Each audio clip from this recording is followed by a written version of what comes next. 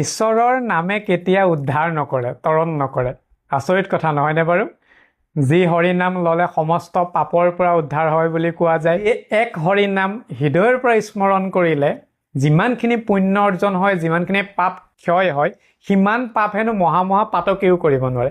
তেনে ক্ষেত্ৰত এতিয়া ডাঙৰ কথাটো হৈছে, প্ৰথমতে ক'লোঁ যে হৰিনামেও তৰণ নকৰে। কেতিয়া তৰণ নকৰে?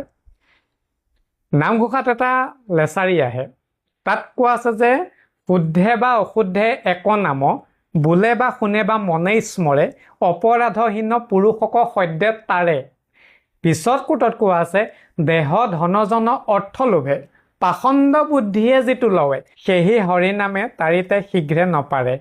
এই লেচাৰি ঘোষাফাঁকিয়ে এই তত্ত্বটো প্ৰকাশ কৰিছে যে হৰিনাম ল'লেই নহ'ব। হৰিনাম লওঁতে যদি পাখণ্ড আচৰণ হৃদয়ত থাকে, হৰিনাম লওঁতে যদি বেলেগৰ কুচিন্তা বাসনা মনৰ পৰা প্ৰকাশ কৰা যায় বা মনত পুহি ৰখা যায়, হৰিনাম লওঁতে যদি বেলেগৰ অন্যায়, বেলেগৰ পীড়া, বেলেগৰ কষ্ট, বেলেগৰ তামসিক স্বভাৱখিনি সন্নিৱিষ্ট হৈ থাকে, তেতিয়াহ'লে তেনে লোকে হৰিনাম যদিও লয়, সেই হৰিনামে উদ্ধাৰ নকৰে বুলি কৈছে। হৰিনাম ল'বলৈ কাৰণে প্ৰথমতে সেই শুদ্ধতাখিনি, আত্মশুদ্ধিখিনি লাগিব। দেখাক দেখি হৰিনাম ল'লে নহ'ব।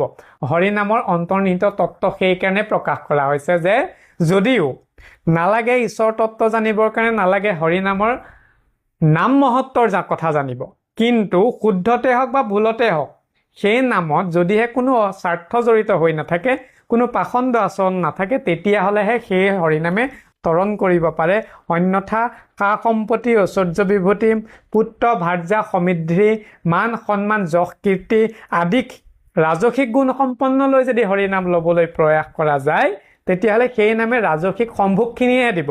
আৰু সৰ্ববিদিত সৰ্বজ্ঞাত যে ৰাজসিক সম্ভোগ দিয়ে, কিন্তু তাত থকা বিঘিনিও সকলোৰে সন্মুখত বিদ্যমান। গতিকে সেই বিষয়লৈ নাযাওঁ, এইটোহে প্ৰকাশ কৰিব বিচাৰিছোঁ যে হৰিনাম লওঁতে বিস্তৰ পণ্ডিত নহ'লেও চলিব, বিস্তৰ শাস্ত্ৰজ্ঞ নহ'লেও চলিব, বিস্তৰ নীতি নিয়মৰ বিধানত নাথাকিলেও চলিব, কিন্তু সেই হৰিনাম শুদ্ধ চিতে হৃদয়ৰ পৰা বাজ হ'ব লাগিব আৰু ঈশ্বৰ ভক্তিৰ ওচৰত সেই পৰমানন্দকণ অনুভূতিত জাগ্ৰত হ'ব লাগিব। সিহে একমাত্ৰ হৰিৰ নামৰ অধিকাৰী হ'ব।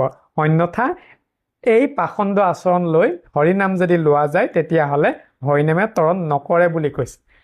কৃষ্ণ।